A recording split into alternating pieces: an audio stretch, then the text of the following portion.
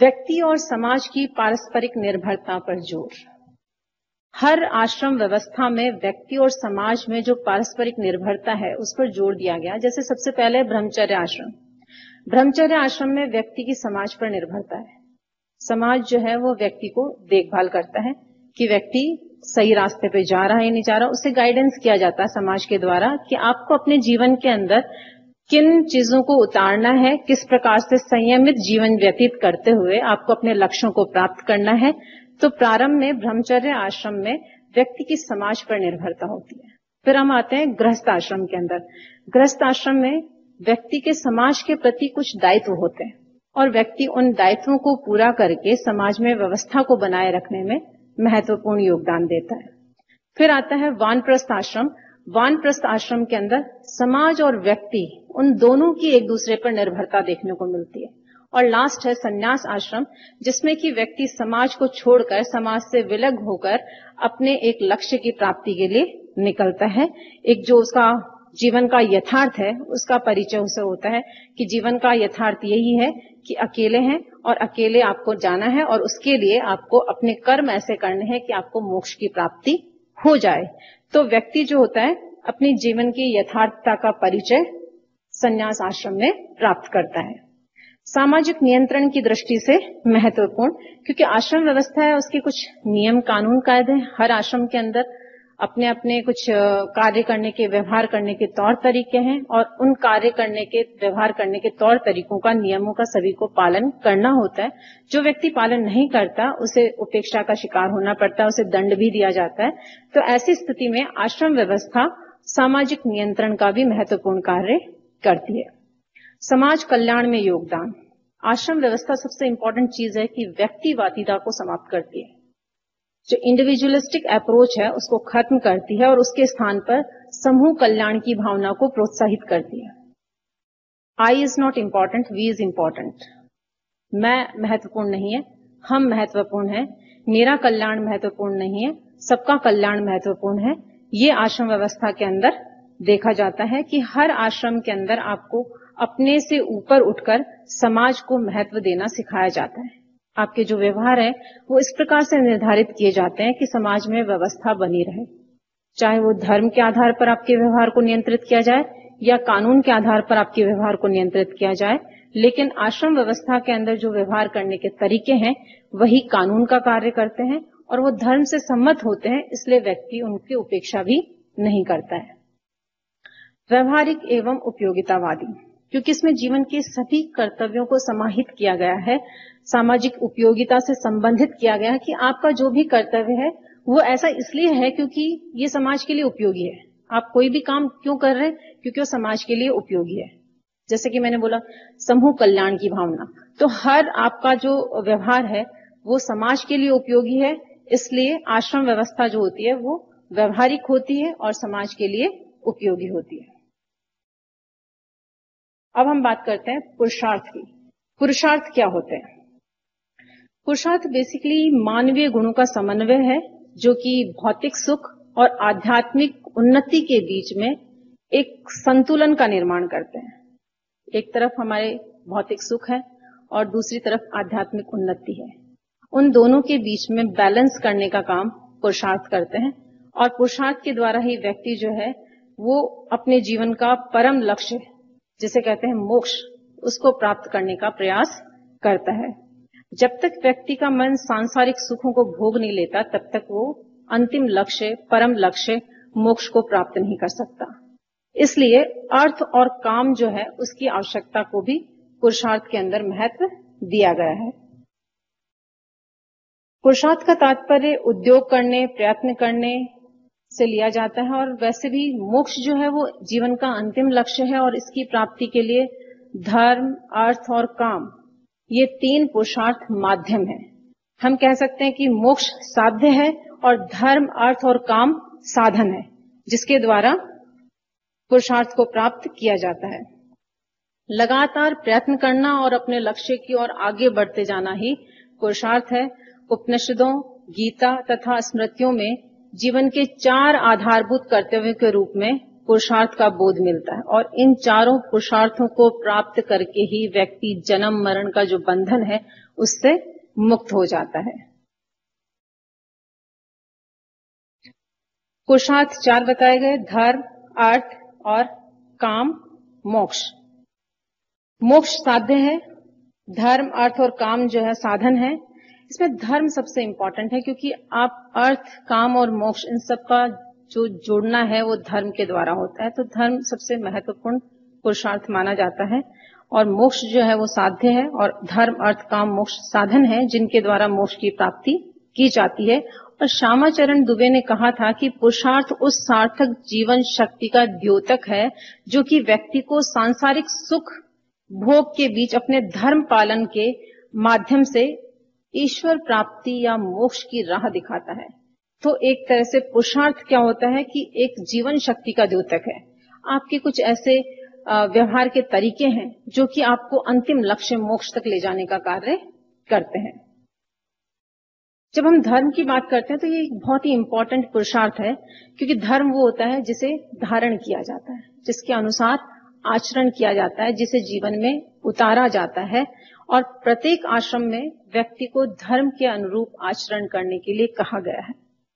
कोई भी आश्रम हो, चाहे वो ब्रह्मचर्य आश्रम हो, चाहे गृहस्थ आश्रम हो, चाहे वानप्रस्थ आश्रम हो या संन्यास आश्रम हो, इन सभी आश्रमों के व्यक्तियों के व्यवहार जो है वो धर्म सम्मत होने जरूरी है। अगर आपका व्यक्ति का व्यवहार धर्म के अनुरूप नहीं है तो उस कंडीशन के अंदर उस व्यवहार को एक्सेप्टेबिलिटी नहीं मिलेगी और उस व्यवहार के अगेंस्ट व्यवहार करने पर समाज के द्वारा विरोध का भी सामना करना पड़ेगा क्योंकि धर्म हमारे समाज को प्राचीन काल से ही प्रभावित करता चला आ रहा है।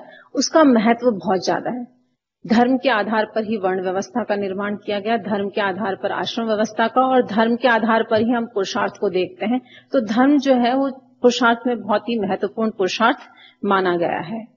धर्म का प्रयोग नैतिक नियमों से लिया जाता है कि जो भी हमारे व्यवहार करने के तरीके हैं उनमें नैतिकता होनी चाहिए, मॉरलिटी होनी चाहिए और उसको हम धर्म से जोड़ते हैं। दूसरा, धर्म का अर्थ पुण्य से भी लिया गया है। जब हम पाप पुण्य की बात करते हैं तो उसमें पुण्य जो शब्द है वो धर्म का शब्द है। ये माना जाता है कि अगर आप अच्छे कर्म करते हैं तो आपका पुनर्जन्म नहीं होता, लेकिन अगर आप अच्छे कर्म नहीं करते तो आपका पुनर्जन्म होता है। तो जन्म मरण के इस चीज से आपको मुक्त होना है तो उसके लिए जरूरी है कि अच्छे कर्म किए जाएं, धर्म सम्मत कर्म किए जाएं। धर्म को सभी पुरुषार्थों में सर्वोपरि माना गया है और धर्म सभी प्राणियों के कल्याण की भावना से जुड़ा हुआ है। किसी एक व्यक्ति के कल्याण से धर्म का संबंध नहीं है, यह समूह कल्याण या मानव समाज के कल्याण की भावना से जुड़ा हुआ है। नेक्स्ट है अर्थ, पैसा, मनी। इसका तात्पर्य केवल धन या संपत्ति से नहीं है बल्कि उन साधनों से है जिनकी सहायता से हम अपनी भौतिक आवश्यकताओं की पूर्ति करते हैं, अपने अस्तित्व को बनाए रखते हैं। सबसे इंपॉर्टेंट चीज ये है कि जो भी हम धन कमा रहे हैं वो उचित साधनों से और ईमानदारी से कमाया हुआ होना चाहिए। पैसा कमाना इज नॉट इम्पॉर्टेंट, इम्पॉर्टेंट यह है कि पैसा कैसे कमाया जा रहा है। धर्म के द्वारा पैसा कमाया जा रहा है कि नहीं जा रहा, ईमानदारी के द्वारा पैसा कमाया जा रहा है कि नहीं जा रहा। और अर्थ ही व्यक्ति की सुख और संतोष में वृद्धि करता है। जितनी भी भौतिक सुख सुविधाएं हैं वो भौतिक सुख सुविधाएं सब अर्थ के द्वारा ही प्राप्त की जाती हैं। इसके बिना वैयक्तिक, पारिवारिक और सामाजिक उत्तरदायित्वों को पूरा करना संभव नहीं होता और ना ही अर्थ के बिना धार्मिक कार्यों को संपादित किया जा सकता है। तो अर्थ का भी अपना एक महत्व है, उसको हम नकार नहीं सकते। नेक्स्ट है काम। काम को अगर हम छोटे सिंपल अर्थ के अंदर लेते हैं तो यौन सुख से लिया जाता है, लेकिन अगर हम इसको व्यापक अर्थ में देखते हैं तो उसके अंतर्गत मानव की सभी प्रवृत्तियां, इच्छाएं और कामनाएं आती हैं। डॉक्टर कपाड़िया ने कहा भी था कि काम मानव के सहज स्वभाव एवं भावुक जीवन को व्यक्त करता है तथा उसकी काम भावना और सौंदर्य प्रियता की वृद्धि की संतुष्टि की ओर संकेत करता है। काम जीवन के आनंद को व्यक्त करता है और ये आनंद शारीरिक और मानसिक दोनों स्तरों पर प्राप्त किया जाता है। काम के बिना ना तो पितृ ऋण से ऋण हुआ जाता है और ना ही श्राद्ध, तर्पण और पिंडदान उसकी व्यवस्था की जा सकती है। इसलिए धर्म का ये अभिन्न अंग है।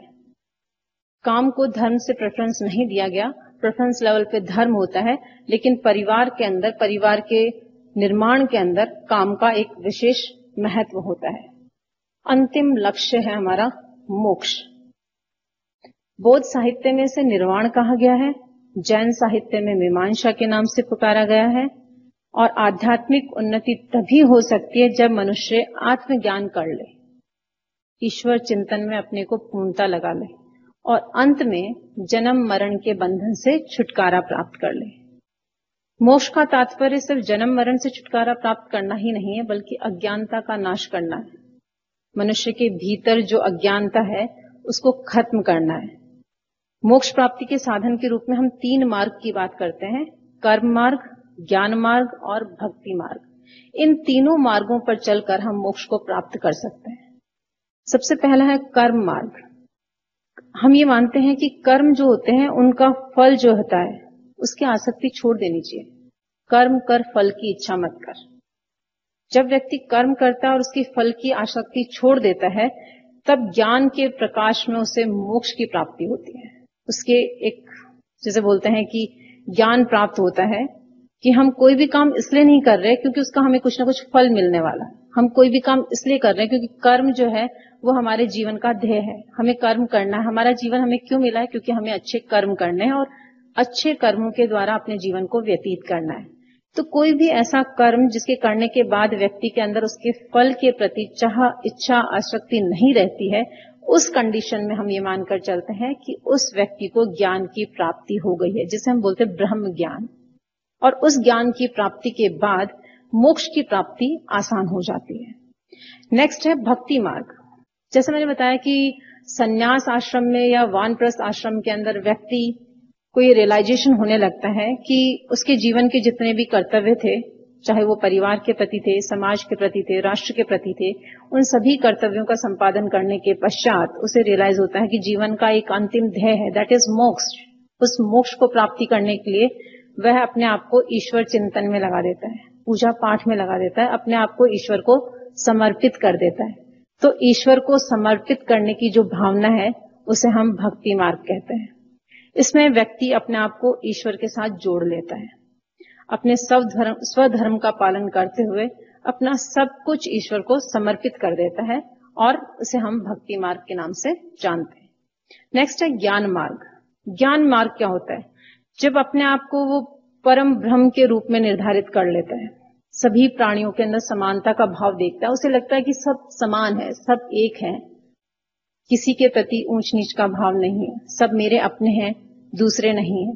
तो इस तरह का जो भाव होता है, समानता का जो भाव होता है, उसे हम ज्ञान मार्ग कहते हैं। हम कहते हैं कि जब व्यक्ति के अंदर इस तरह की भावनाएं खत्म हो जाती हैं कि वो ऊंच नीच, अपना पराया सोचना बंद कर दे, तो कहते हैं उसके ज्ञान के चक्षु खुल गए। उसे बोलते हैं हम लोग ज्ञान मार्ग। और इस ज्ञान मार्ग के द्वारा व्यक्ति जो कि जीवन का अंतिम लक्ष्य है मोक्ष, उसको प्राप्त कर सकता है। तो आज हमने वर्ण व्यवस्था, आश्रम व्यवस्था और पुरुषार्थ पढ़ा।